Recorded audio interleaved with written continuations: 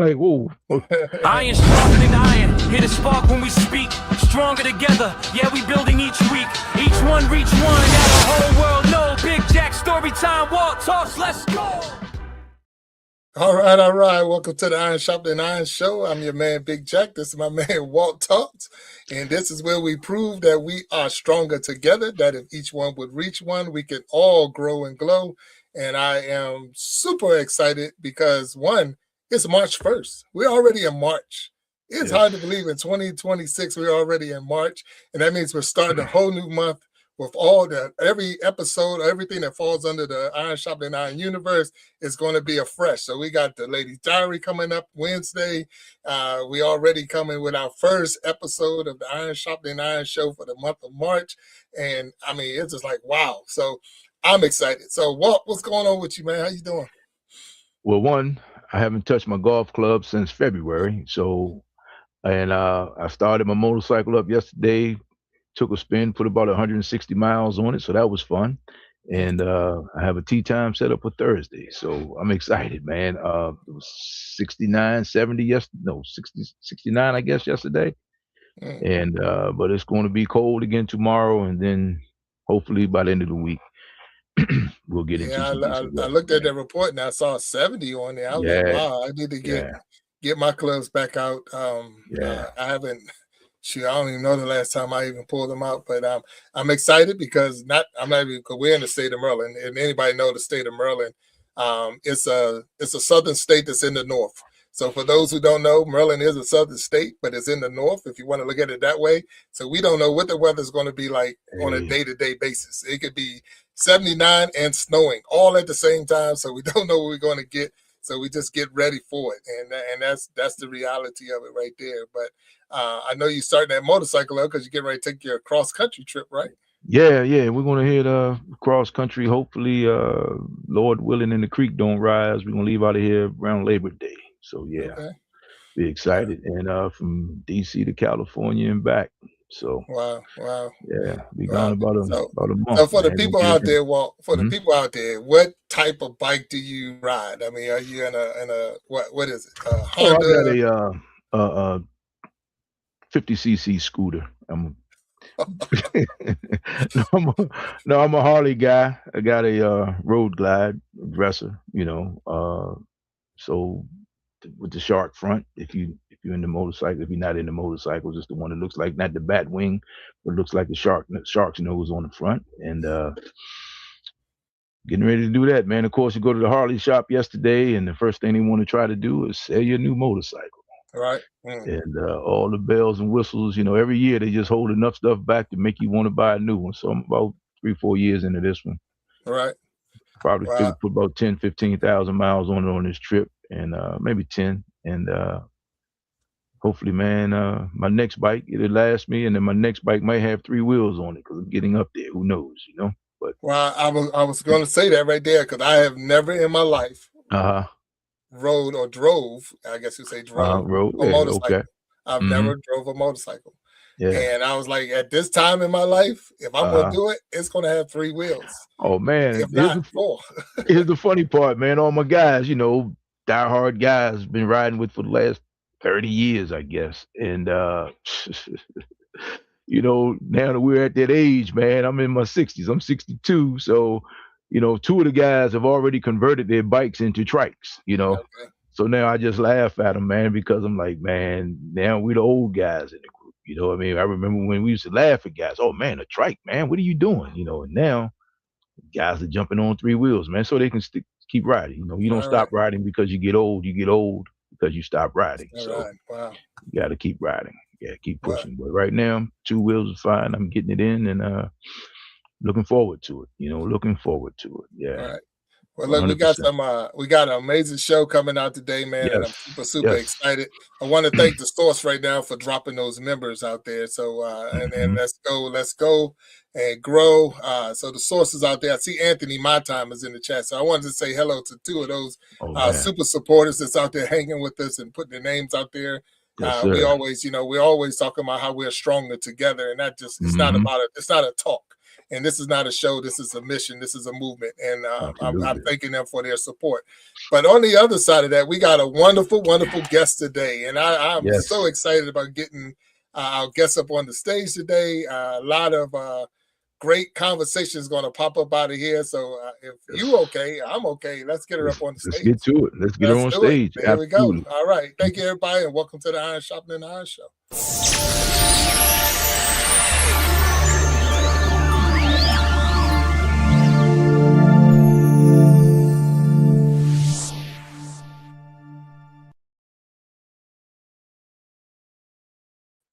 There she is right there. Angelina, how you doing?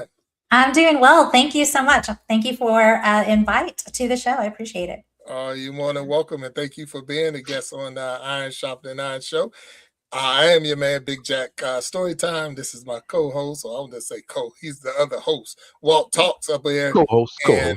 That's what we call. Okay, we'll leave it at that. The other guy. I'm the other guy. So, and this is where we prove that we are stronger together, and that if each one would reach one, we can all grow and glow. Letting you know right now, we are live on YouTube. We're live on Facebook, live on Twitch. And then once this is all said and done, we will cut this clips out of this, everything that you say, and put it on Instagram and any other social media platform, except for me, no TikTok, no talk. So, and I will explain that one day when somebody asks me. No one's asked me, so we all good. So with all that being said, can you please tell us a little bit about yourself?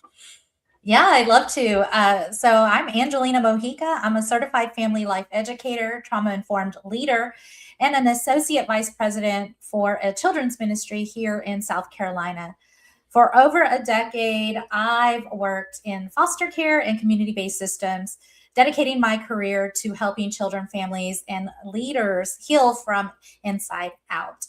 I'm also the founder of Empower Her Steps, a faith-centered initiative designed to help women break generational cycles and step into restoration, identity, and purpose. And then, of course, I am a mother of 3 adult children, a grandmother of 3 beautiful babies, an advocate, and a podcast host. And everything I teach is rooted not only in professional experience, but also in lived experience. And so today I'm just here to share how survival can turn into stewardship and how wholeness truly changes everything. Wow. I mean, that's very powerful right there, everything you said. So I'm definitely, I'm not going to say shocked, but I was not expecting a grandmother and adult parents. I mean, you look almost like a young lady who's got a lot going on, and you're still young, and I won't take that away, but it's just the fact that they say looks can be deceiving, but no, they vary. So thank you for even sharing that part. And I was not seeing that. I'm more intrigued because I, at one time in my career in my life was a foster parent. So, but I never took it to the ministry level. So what came first, the ministry or the fostering? Which one came first for you? Oh, that is a good question, because I feel the career came first. I didn't realize I was stepping into a ministry until later on in my career. So I've been doing child welfare for the past 13 years, but it started like this. I started as a child protective service worker, and there was this one boy that had made such an imprint in my life that he spun my career. I was doing a removal because, you know, those things can get tough sometimes. And he was placed with some family friends who just on a Saturday, they were at a hospital. He was having a meltdown and they just realized they couldn't do it anymore. So they called me. I'm his worker. I go pick him up from the hospital. We're headed off to the office and I get all the paperwork together because I have to find a new place for him. Get the affidavit ready, judge signatures, all the approvals and all that stuff going. And it was hard because he was 10 years old and he had some really big behaviors that scared some people. And it was hard to find something local to just a home to open up and say, yeah, you know, we'll take him. So I'm from Texas originally. And when I found a shelter that would take him in, it was in Waco, Texas, which was about a 6 to 7 hour drive from where I'm located. And it was later in the afternoon. So by the time we got everything signed and dotted and all those things, he reached around my waist with tears in his eyes and was like, please don't take me. I'm so sorry. I'll never do it again. And at that moment, it just hit me in my heart, almost like when you're watching a movie and they get that zoomed in look of aha. And I just realized how systems were not perfect. And I realized I wasn't doing God's work in that moment. And I just went to the Lord after that. And I said, this isn't where I'm supposed to be. The system has failed his mother because she was still struggling with addiction. And it also has failed him at 10 years old, being in and out of foster care. I needed something else. And that's when the Lord guided me to foster care. And I started working with foster parents and foster children through another organization, faith-based organization. And in that, he really started working with me in my leadership. He started to mold a lot of the characteristics that I have today, and a lot of my platform as well too. No, and that amazing story, and it's so familiar. You hear it a lot, I like I say, being in the system as far as a foster parent and things like that, and working with different caseworkers that come to the house. And one of the things that really, so I'm gonna ask you this: as a caseworker, did you already have your kids, or were you a caseworker with no kids? So, and that's what I saw a lot: the caseworkers with no kids. So, and not being all personal in your business, but I just, it intrigues me on what's going on. What came first on that one? Yeah. So I was well in my 30s when I became a social worker. And so I had my children. They were pretty young. My youngest was probably 5 years old at the time when I stepped into this profession. My daughter, I remember, was 11, and my oldest was just starting middle school. So yeah, I have kids. Yeah. Yeah, because one of the things that always we thought was so wild when we come, a caseworker comes to the house and telling us about a kid, or we're telling them about a kid, and they were saying this and this, and we're like, "Do you have any kids?" No, like, we can't have this conversation. You don't even know what we're talking about here. We're telling you what's going on with this kid, and these are the things you should be looking for and looking at. And they like, I have no clue. It's not, no one wrote that in the book, so I don't know what you're talking about. And so that bothered me as a foster parent, because and I've said this on the show before, and I'm just saying, I know we're not sticking on foster parent, but I'm saying that I had to take classes to be a foster parent. I had to go through all this training to be a foster parent. And I'm like, to be a parent, you just had to have sex. And it's like, that's not, we got this thing all turned around backwards. We got it so twisted around where if you find out that you are expecting, we do gender reveals and have these big parties and popping balloons all outside. You should make them go to class. This is what it's like to be a parent. And these are the things you're going to face, because a lot of times it's not the kid. It wasn't the kid. And we've given them some bad habits and bad things. And then when you're placing a kid and moving a kid from house to house and house, one thing I said, that every child that moved from one house to another house, they gain 5 years on their life. So even though you have a kid that might be 10, because of the placements, they're really like 15. And if they move them again, now they're like 20. So now it's like, I can't handle me, because this person has had to adjust from 3 to 4 different homes and rules and people and this and that. That's not a 10-year-old that you're looking at. That's not a 10-year-old. That is a grown person that's now, pretty much given up on the system. And sometimes, and then when you find that, like you say, now they're hugging your waist and they're ready, you see the child is still inside. That had to be hard because of where I'm placed and what I've been going through. I can't be soft, but I am soft, and I'm a kid. And it's like, man, they miss out on that. So thank you for your service as a case worker, because that is a hard job, and I appreciate you for doing it. And then you said it led you into the ministry, so it got you to a point. So a lot of people don't understand that ministry. So what is the ministry that you're in when it's dealing with kids on that level? Yeah, the ministry of identity. So removing false identity, because through life experiences that they have faced, it whispers something into their belief system, whether that's I'm not good enough, or the world's not safe, or I'm never going to be loved. like all of that is false identity. And so they build a perspective on that of who they are, and it goes into how they think about themselves, which then turns into how they feel about themselves, then turns into how they behave. So a behavior, which then ultimately turns into a habit. And that's why you see so many dysfunctional relationships from people with hard past, because of this identity. And I can say that being a child from a hard place. So not only did I want to do this in my career, but it was also something that my life guided me to. And if you want to know more about that, I can share it as well. But it really is what hit me and spun me into this career was my own life. Right. Yeah. That's again, we have over the years have made hard lives or troubled homes like they're normal. It's like it's normal. That's normal. It's not until I became an adult then seen some other homes, I'm like, none of this was normal. That was not normal to be in this situation or to live like this or to do things like that. That was not normal. And so thank you again. I don't know how many ways to say thank you for what you've already are doing.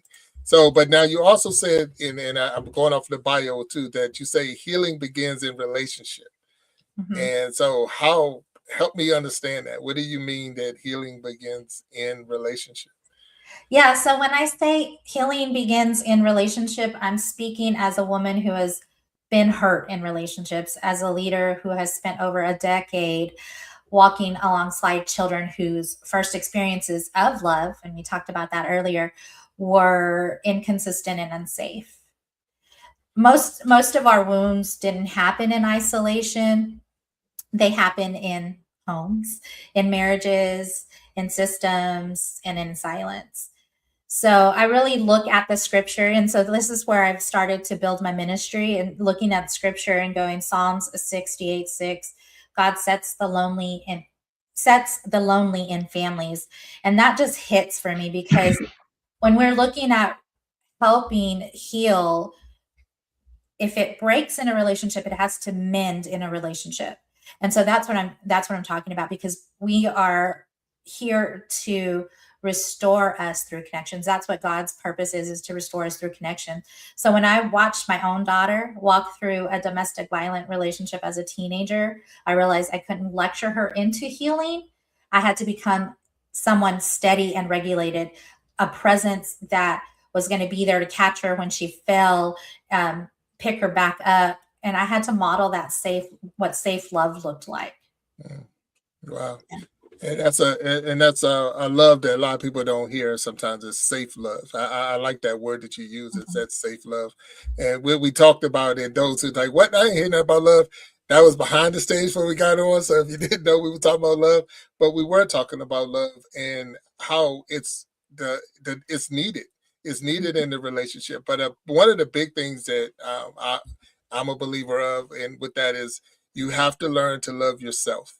You have to learn to love yourself to the point that I'm not going to allow someone to do that to me. I love myself too much to allow that person to come against me and all. And it's not easy. It isn't easy because then I have to love myself to trust somebody else, because that's another thing. Like I say, even though you gave her, your daughter a safe place and became that safe love for her to go to, she has to still believe enough in herself that I deserve to be in a safe place. I deserve to be around someone who's going to help me and nourish me. Or it's weird. It's so weird, and how you can get caught up in that where domestic violence or any type of violence, any type of abuse of anything, because I know you've seen a lot when you're dealing with the families and the children and the homes. Because as a caseworker, you would have to go into homes and look at their living conditions and listen to, I don't say the lies, but the stories all sound good when you're there. But then you got to read between the lines as you're looking at the kid with the tears in their eyes and no smile on their faces, the parents saying everything is great. And I'm like, wow, okay, everything's not great in here. And that's got to be tough. So how can I show that you are safe with me? That I'm not going to hurt you? Because in the ministry, even when maybe I'm just rambling. I don't want to ramble. If the kids are coming to you, so is it like a church? Is it a center? Is it a how do you get in touch with the kids? How does your ministry? How's it Yeah. molded? So I work for a residential facility here in South Carolina, and so I help lead. I'm helping lead the initiative. We're trying to create a healing center here. So I'm surrounded. I live on campus, so I'm surrounded by children. I help in every way, every capacity that I can. But I want to go back a little bit to what you were talking about, because safe love, and I know you shared a little bit about being a foster parent. And one thing that I thought was a eye opener is when I started to train parents to become licensed foster parents. And one of the things that I would hear from them is, well, I just want to love the children and I want them to be safe. But we're talking about trauma. And so it's kind of like an onion. You have to peel back all these layers. And that's what trauma does, is it builds a core, a belief system for a child, whether that's, I can't trust anybody because I've been hurt by the people that are supposed to care for me, or I can't love anybody because nobody loves me, whether that's the neglect that's talking to them. And when you place them in a foster home with a foster parent that's like, I just want to love them and let them be safe, you hit the nail on the head when you said it's not normal. They're not coming from a place where they truly understand the definition behind safety. What does that mean to them? They've never experienced safety. They've never lived safety. They don't understand safety. And so for you to sit there and go, I love you and I want you to be safe, they're going to reference what they know about love. They're going to reference what they know about safety. And there may not be a definition there. And so it's hard. It is hard. And through repetition. So that's the thing, is like the repetition has to take place. You have to be consistent. You have to be reliable, and you have to show up even when it's painful, even when it's hard, even when you're crying at night and praying to God. Like you have to continue and continue and continue. And it's hard work. I mean, you definitely have to be called to that. So when I show up for kids, that's what I'm showing up for. I'm in the middle of it all. I can sit there and tell a kid, you're beautiful, you're loved, this, that, and the other. But until I can tap into that inner voice that they carry with them, they're not going to believe anything. And so I show up every day. I try to be consistent. I try to be that repetitive voice of encouragement and inspiration. And, when I pray over them, I pray over them, their families, and everything, because at the end of it all, they do want to go back to their homes. And that right there, and I'm sure people that's listening, and we thank you for tuning in to the Iron Sharpening Iron show. But right there is right there. They want to go back. So I don't care what you're doing. It's like, it's okay. It was all right where I was at. I just want to go back to the home I know. I want to go back to the mom, the dad, whoever. And it could have been the worst condition in our minds, but in their mind, that is home. That is where my safety was. That's where my relaxation was.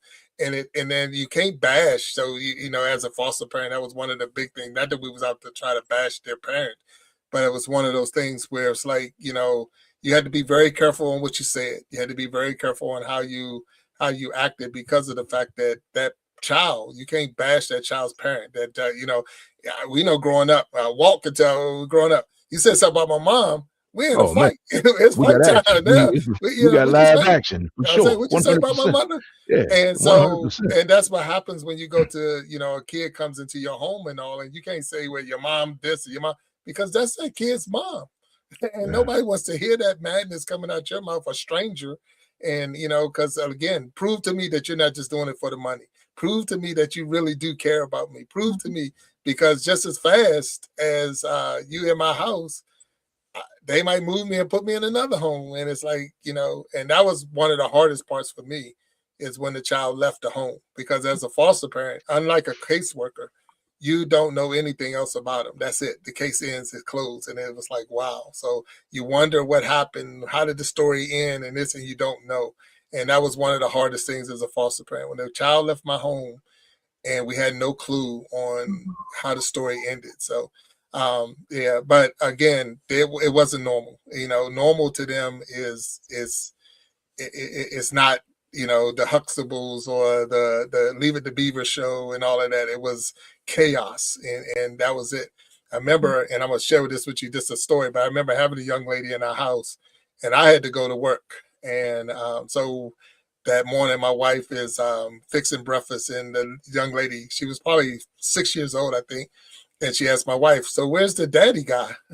Because she's like, she know that I was there when she went to bed, but I'm not there when he got home. And she explained we had to go to work. Oh, okay. But she was looking for that husband and wife or mom and dad, da da da. And that was her mind of how it's supposed to be. And I wasn't there. But she asked, and I was like, wow, that's pretty cool that she's looking for, in their mind what they're supposed to look like. And that's because she didn't have that prior to coming to us, but that's what she was looking for. All right. So yeah. Walt, you got anything for me right now? Man, I'm just it always amazes me because everything you mentioned, Angelina, just kids in general, even one parent, two parent households with finances, means that are functional, for lack of a better word, they are still looking for the same thing. Then you take a kid and put him or her in foster care, and it's like it's times 10. As far as wow, what happens from here? But you mentioned that you have a facility. You're in a residential facility, and even with that, I'm in the neighborhood. In my neighborhood, uh, I've had a residential facility for youth and special needs adults. So even the community sometimes doesn't appreciate the fact that this is going on in their community. It's not in my backyard situation. So where you are, it sounds like it's how many people are we talking about? Is this a home? Is this a school? Is it, how does that work? Yeah, so the agency that I work for, I mean, they've been in existence for 133 years. So Wow. they went from the orphanage mindset where back in the time where dads were going off to war and mom had to work and there's 7-8 kids in a home, they would come and leave some of their children here to be raised, because not because of trauma, not because they didn't want their children, just because they couldn't afford to feed them.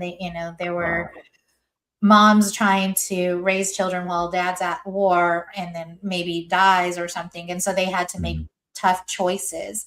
So that's what started this organization. And then now, as I step into it, we are trying to move it forward from that mindset of an orphanage into more of a healing center. And the idea behind that is to help children heal their hearts while also healing generational cycles. So becoming more of a community preservation residential center. So we have about 8 cottages here that can house up to 8 children at a time. And they're 2-parent homes in the sense that sometimes we have a married couple in there parenting 7 days on, 7 days off, or we have some individuals that are called to this job. And so we'll partner them up together and they'll parent that home 7 days on and 7 days off. So we have 2 different shifts. But they work with our students, and we have them as young as 5 years old up to 18 years of age. Different backgrounds, different situations, and then working with parents in that other part of keeping them connected to their children, helping them connect to resources so that they're receiving their healing too, while we're helping with the child here, all in hopes to reunify within like a 12 to 18 month time frame. So you mentioned 13 years in the business, so to speak, in this profession. So you've had the luxury of having kids come back to you. You've seen the success stories time and time again. So has anyone taken the road that you traveled and kind of walked down this professional road, in this profession, or how does that go? So success looks different to different people. I love this question. So I have worked with foster children, but I've also done some preservation work. So not only did I work for Child Protective Services as a caseworker at one point, But then I became a foster care worker working with foster parents and foster children, and then went over to help more on a community side, working with moms that had open cases with the department in keeping their children. So giving education and parenting and coaching and those things. And that I loved because I really wanted the family to stay intact. It's not in best interest for a child to end up in foster care at all. Right. So I did have this one young lady who was probably about 24 at the time.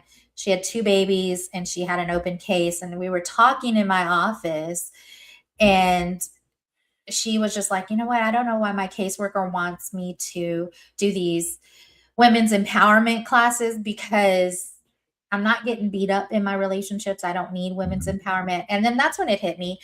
I was like, oh my God. She was like, you don't understand what women's empowerment is. It's not just coming out of, abusive relationships. It's also knowing who you are truly and empowering yourself to be independent and make your own decisions and not having to rely on others, but also to being empowered in your life choices and your career and so many other things. And that's what spun my Empower Her Steps momentum and initiative. And I still keep in touch with this young lady. So she did get her children back. She still struggles from time to time because she'll call me and she'll ask me questions about relationships. But I think that's successful because she knows that I'm there for her. Even though we're miles and miles away, she'll still say, hey, I've got this new boyfriend and this is what's going on. What do you think? And we'll talk about it. And so I'm still kind of coaching her in that sense, but she now has someone to call on when she does have questions and stuff. So I think that's a success because she's now in this awareness. Yeah. That's cool. So I'm seeing at underneath your name, it says founder of Empower Her Steps. Empower Her Steps. Yeah. Explain more detail of what that is. You found it. So is this an organization? This is a club? What's going on with this? Yeah, no, it is my nonprofit. So Empower Her Steps. Her is an acronym for Heal, Elevate, Rebuild. And that is something that comes from my own breaking and rebuilding, to be very transparent. I saw women inspired but not integrated, motivated but not healed. I mean, that was me for sure. And so just kind of looking at the Bible verse, what is it? Joel 2:25, what says, I will restore the years the locusts have eaten. I believe that's what it says. That verse is the heartbeat of Empower Her Steps, because it's about restoration. It's about identity, breaking generational cycles, moving from survival to stewardship. And it requires the participation of healing, courage, and community. And so that's what it is for me, because I didn't realize I needed that when I was in the midst of my own survival story. And it wasn't until I started working in my career that I realized, and after that conversation, that I realized, oh, wow, community is so vital in the healing process, especially when you're gathered with people that can be like-minded and encouraging and helping lift you up. It helps with the transformation for sure. So you're helping people, but people don't realize they're helping you just as much, huh? It really is. It's a full circle, and it's such a beautiful thing that I've seen happen. And I started the organization back in October of 2022, and it's still going pretty strong. Yeah. Okay. That's good. Now, and that is awesome, because of the fact that help me understand, I guess, it's saying the restoring, because you said that's from the scripture and all. So I know I went through a lot, and now you're helping me come out of it. You're helping me heal. You're helping me recover. And I know I can't get back what I lost, but that's what it says. I'm gonna restore to you the years. So how do we get those years back? What can I do to get that back? Yeah. So if you really look at it, you go from a wounded identity to a restored identity, from surviving to surrender, from reactive to purpose-driven lifestyle. So that's what it means to me in that scripture is, I'm going to bring back to you all that you've lost. Because when you can step out of that survival mode, then you're no longer losing anything. You're no longer a victim. You are able to take control of your life and start steering it. And so then you start rebuilding. And that's the R in her for Empower Her Step, is that rebuilding. You get to elevate and then start rebuilding. And so then that's where everything is restored back to you. Because if you think about it, when we heal, we break those generational things, because then our children are healed. And if you're, in leadership or whatever career, that becomes healing too in relationship, and your legacy shifts. No, thank you. That's awesome. They did. So thank you for that. Because I think a lot of times you're thinking that I'm gonna get back, and he did. Like I say, I lost my joy. Now I have my joy. I lost my peace, and now I have my peace. So it's not that you had to go back and do it over again and walk that walk again. I'm not going, but it's like all those little things that you might have missed, all those little things that was there prior to this relationship or prior to that situation. I'm putting it back in place. And now you, like I said, you're in control. You're rebuilding it. I've been in a house fire before, a house burned down to the ground, and then watch them rebuild the house. The memories are there. You know what it was like before the house was rebuilt. But the fact that now the house is rebuilt and things we still got a roof over our head and the walls are sturdy and all of this. And it might have some new bells and whistles, and it looks different than it did before. But I know that I'm safe now. I'm in a safe place, in a safe spot. So that is pretty cool. So yeah, thank you. Thank you for explaining that to me. So you also do podcasts, I hear. So you're a podcaster. So tell us about that experience and how does that work for you and what's going on? Yeah, that's been a fun experience, honestly. I started back when COVID hit, and I just got tired of scrolling all the woes me, what are we going to do in the world, this, and, I'm not going to survive isolation. And I just thought, how boring. I mean, I don't want to continue to read these things, because, what you absorb tends to fill your brain and your mind and your thoughts. And so I said, you know what, we need some encouraging words out there. We need some just inspiration. And I said, well, might as well start with me. And so that's what I did. I got behind the camera one day. I talked about filling my cup, and it just spun from there. It used to be just me behind the camera giving like little, hey, I watched my son play basketball games, but how many times in life do you sit back on the sideline and watch the game when you could be participating? And just would do like little life ahas that I would have. And then here recently, within the past couple of years, I started to invite people onto the show and talk about different things. Right now, we're talking about the fruits of the Spirit and how that is something that we walk through our own challenges with and whatnot. And that's been such a delightful conversation with many of my guests on the show. Okay. Wow. All right. Wow. You do a lot. Hey, Jack, you ever get the feeling you just haven't done enough with your life, man? Every time.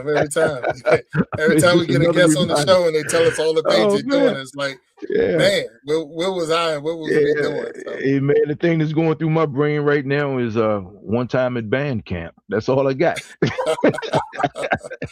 Yeah. One time at band camp, I did X, Y, and Z. That's all I got right now. That's it. But I admire anyone. I admire you for finding your purpose. I'm still looking to see what I want to do when I grow up. I found my purpose in my career. I'm retired, and every day I'm experiencing things, just trying to figure out that thing that I would do for free, that thing that wakes me up in the morning. And you and like Big Jack and B, of course, and Davina, they all have that thing, and I haven't found it yet. That's sustainable. It'll be cool for a minute, but to sustain it. And then the answer may be just basically the journey. Enjoy the journey. And that's where I am right now in my life. But I always admire people, especially in retirement, who have that, because that's pretty cool. That's that's a blessing. I mean, just your face is it just radiates every time you talk about what you do, and that's an incredible thing. And a lot of people go through their lives and never experience that. So Right. I Yeah. salute you for that. That's pretty cool. That's pretty cool. All right. For those who are out there watching, of course, this is the Iron Sharpening Iron show. And it was mentioned the fruit of the spirit. So if you're not familiar with the fruits of the spirit, we're not going to go and do a Bible study lesson today and all, but you might want to check it out because it is. So don't be sitting there thinking they're apple, oranges, peaches, and all that. Those are not of the fruits of the spirit. And check it out. So you'll go to Galatians 5. So Galatians 5 will definitely put you in the right direction. I think it starts with verse 22, but then you go through and you'll get your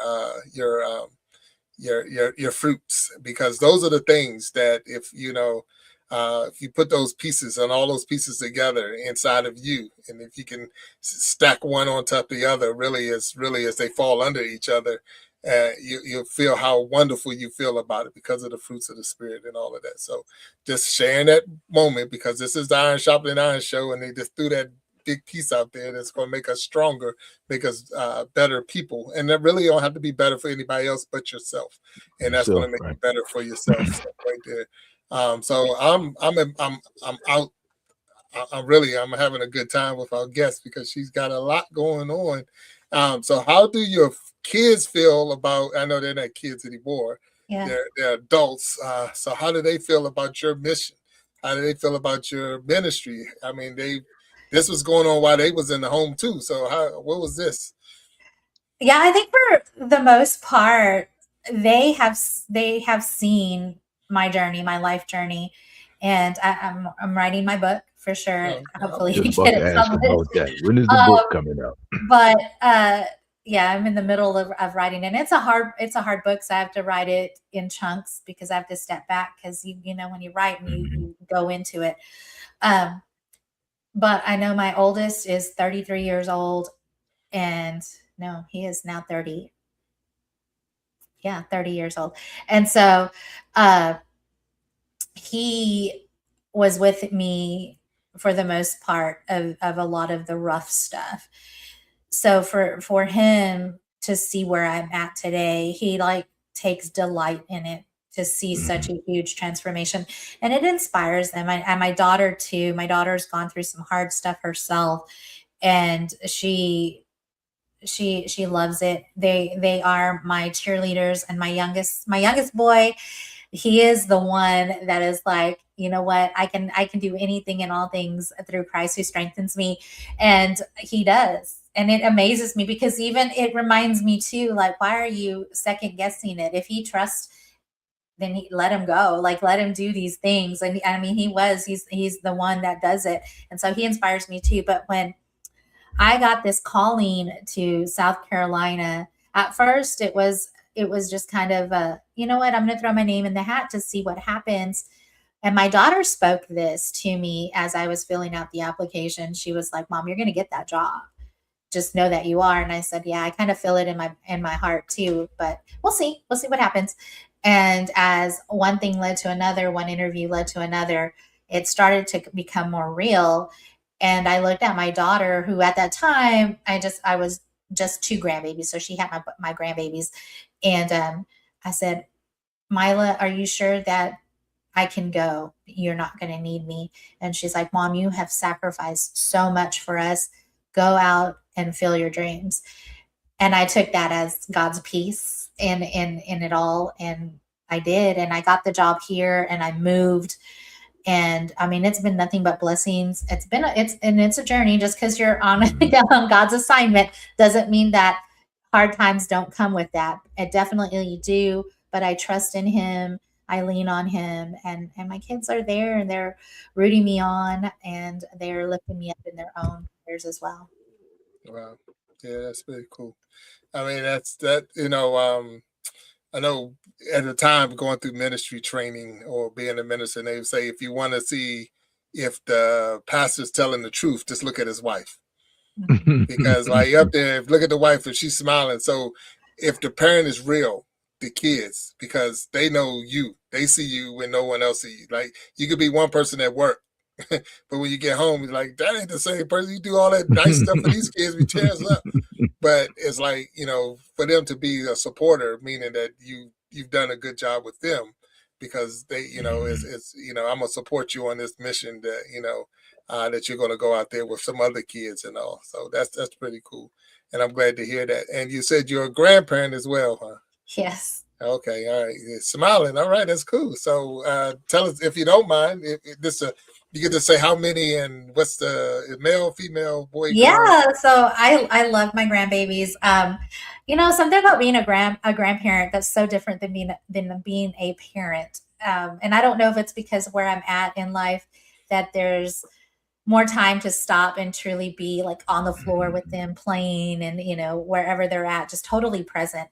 And I think that's where some of my just parent heart was hurt a little bit in reflection, because seeing my son, my oldest, who blessed me with my third grandbaby, Atticus, Dash is his name, from To Kill a Mockingbird, for those that like to read.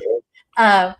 So when he was born, and I was just so enthralled in the presence of this little beautiful baby boy, it just reminded me how I wish I could have been more present with my own children. But I guess as a parent, and I was a single mom for some of it, I was always on the hustle. I was always trying to, make sure that they were taken care of, things were taken care of. And I was doing all these things that I really enjoy being a grandparent, because I'm able to just be with them. And so the older two, there's Giovanni, who is 3, and Anita Rose, who is 2.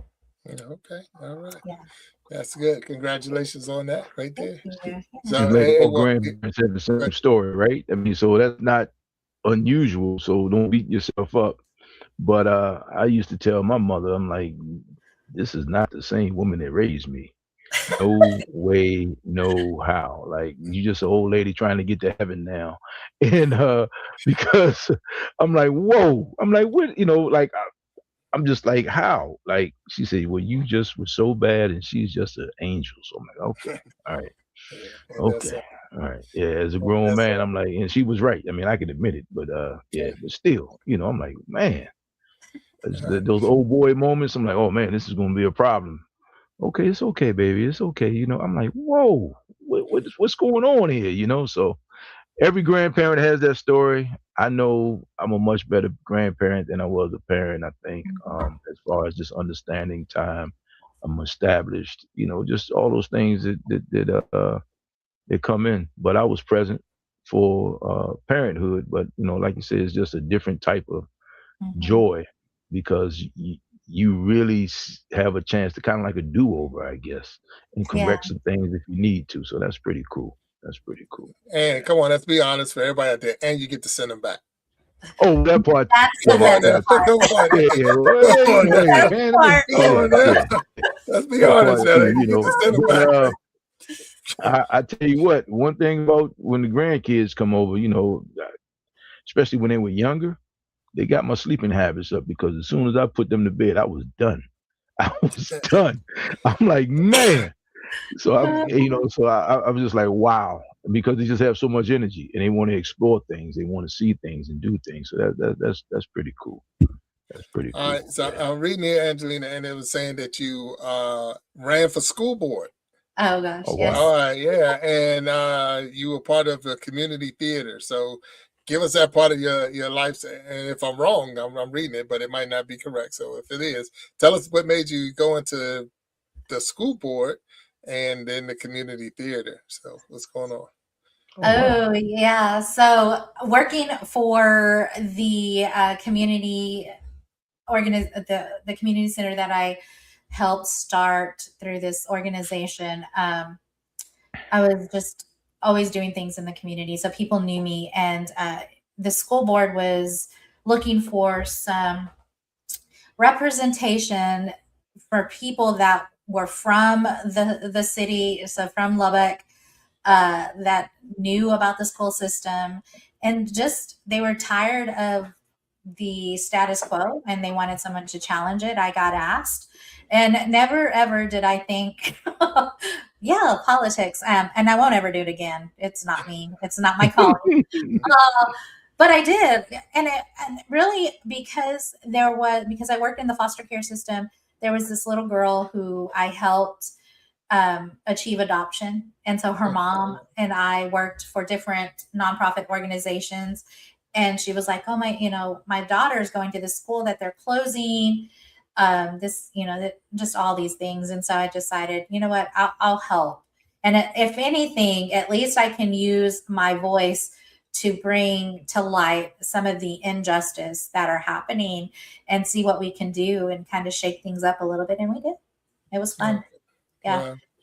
All right, now that's cool. Like a lot of people don't take that shot. I mean, I've been a PTA president before, and I've sat as on the school board, not as an officer on the board, but on those different committees and all. Because you should be a part. You should be active in what's going on in your community, and especially when you got kids that's in school, because you're really directing or have an influence on some of the things that they're going to be going through.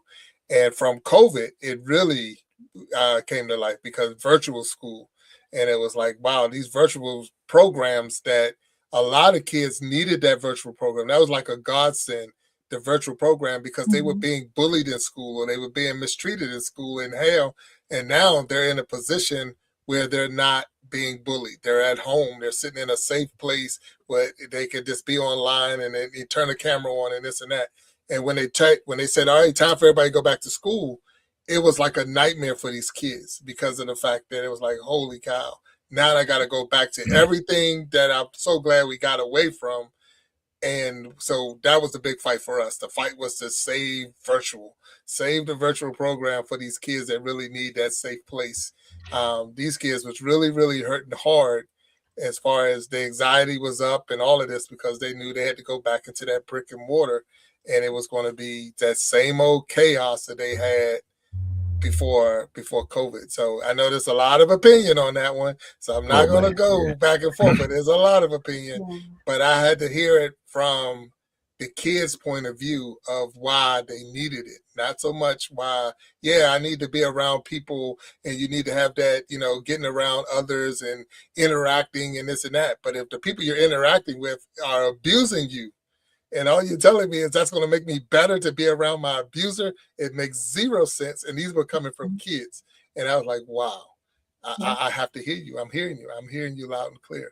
So anyway, that was me. That was story time. That was one of my situations. So now you're on the big stage. You're a community theater. Yeah. Oh, you're singing, dancing. What was you doing? Okay, I'm not a singer. Oh gosh, no. But yeah, so I saw this ad on Facebook when I was in Lubbock, and they were auditioning for Real Women Have Curves, and it's a Hispanic women's, led. It's a movie too, but also a stage production. And so I said, you know what, I'm going to shoot my shot. I'm going to go out there and do it. And that was the hardest work I've ever done. You have to memorize so much. I was the mother role. There's 4 of us on stage, and I was the mother role. And so not only did I have to learn the majority of the lines, but I also had to learn Spanish, and I'm not fluent in Spanish. So it was challenging emotionally and just mentally, but it was so much fun because I got to show a little bit of my humor and personality through that. So I embraced my grandmother, channeled her for this, and just all of the typical Hispanic things that you would think, and got to make it fun and funny. And I like it now. So, anytime I get a chance to audition, I'll go out and audition. It's fun. Okay. Right, so wait a minute. I'm gonna let you go in a second, Walker. I'm blown away right now. No, I'm listening. The learning Spanish part. So I already see your face. Are you now speaking Spanish? You can speak Spanish fluent now because of this? So no. Oh, okay. But I can read and write it, and I learned Spanish like many of our students do, and that's through school.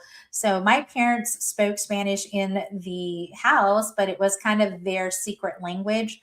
So I grew up listening to it and hearing it, and I became familiar with some of the things but I was never taught how to speak it and carry conversation. So I went through school, tried learning it that way, and I never stuck. But I can read and I can write it. So when I was able to read the lines, then I just had to memorize them. I understood what I was saying afterwards, but I just had to memorize them. So yeah. Okay. All right. Wow. All right. Well, I know it's like it's beaming. What you got, man? Oh no, she just answered it. She just answered okay. it for me. Yeah, she just answered it. And you know, yeah. I mean, I've been in a play or two, you know, and it's pretty cool because like I like going to plays. I like live theater. I like theater. When you see it, like you don't realize how much work goes into that because it's like doing this podcast. There are no do-overs. I mean, you have to figure it out and kind of when you mess up, it's like being on a podcast. If you mess up, you still know more than the audience. So if you don't act like you messed up, nobody really knows that you just totally just flubbed the line or tripped up or whatever, you know. But everything is so interconnected and you're dependent on one another. So it's kind of like wow, you know. So I salute you for that because but I think you would do good. I think you I'm looking for you on off Broadway, and then we'll look for you on Broadway in about another 5-10 years. How about that? That sounds wonderful. That sounds wonderful. That's cool. Yeah, cool. I'm like, wow. I mean, your face lit up when you said it. When you mentioned it, your face lit up. So I could tell that's another thing that you're passionate about. So that's pretty cool. Which is good. That is cool. That really is cool. That's so now cool. Tell us how to get in touch with you. So do you do any, if I'm trying to find your podcast, I'm trying to find your excuse me, I need you as a friend. I need to talk to you because I got some things going on. Is there a way to reach out to you? I want to get your book when it's out there. So we got to find, where are you located on social media world? Yeah. So I'm on pretty much all the platforms and I keep it pretty simple. Angelina Mojica. You can find me. I have my website, angelinamojica.com. I'm on YouTube, Good Morning Minute. TikTok, I do the TikTok. So I'm also there as well. But it's Angelina Mojica and all of those, Facebook, Insta, TikTok, all of the things. All right. All right. So we'll make sure we have all your information in the chat. And I'm seeing it now popping up in the chat now. So Boss B is back there doing her thing. 100%. Everyone should have a B. Oh, yeah. Everybody should have a B. And I'm glad that the universe has a B because she is awesome. 100%. So I think B needs a B. B needs a B. Yeah, that's right. B needs a B. Yeah, we have to get a B for B. 100%. So look, it's hard to believe we're already at the hour mark, and I've had a good time hanging out with you, Angelina, and definitely this has been wonderful. Is there anything that we didn't hit that you said, man, you really need to know this about me, about what I'm about? Because I don't want anything, no stone not to be turned. So like say unturned, so we're going to have to turn them all. So is there anything you want to share with the people before we close out the show today? Yeah, sure. So I have a virtual conference, Empower Her Steps conference, that will be released June the 20th. So, you know, it's going to be pre-recorded. So just if you catch it out there, just like, share. I would love that. And then if you are interested, I do have a 30-day devotional that it's inspired by my story, but also the Good Morning Minute. And that's on Amazon as well. So it's called Empower Her Steps. Yes. So it's called Empower Her Steps, and we can find that on Amazon. Yes. All right. So you're writing a book, but you already got a devotional out there. I've got a devotional, and I've also got a teen mental health workbook as well on Amazon. Okay. All right. All right. Wow, man. Yeah, you're right, Walt. Band camp don't sound like they exciting anymore. Yeah. Hey, man, I still have my 6th grade spelling champ certificate on the refrigerator, man. That's it. That's pretty much it. That's it. That's it. Pretty much it, man.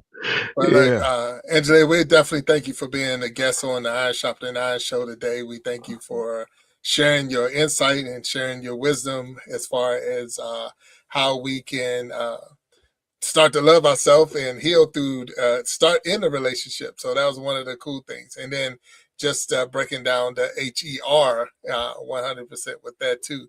And now I'm going to ask you this before we close out, because I know we got a couple of seconds. is it just for women? So if a man is hurting, he just hurting? Is that how it works? No, we just leave them there. No,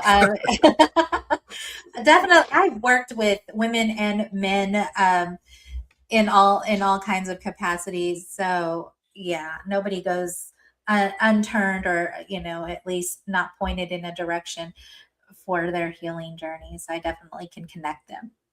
Okay, all right. I just I always think of when we have men and women on the show and they're talking about all it. I think of the Little Rascals in the clubhouse and the He-Man Women's Hater Club, and I'm like, come on, what is that? What we're about? And so I always say, is it for men and women? And most time I get that yes. So glad to hear that. Thank you, each and every person who is out there in YouTube and Facebook and Twitch.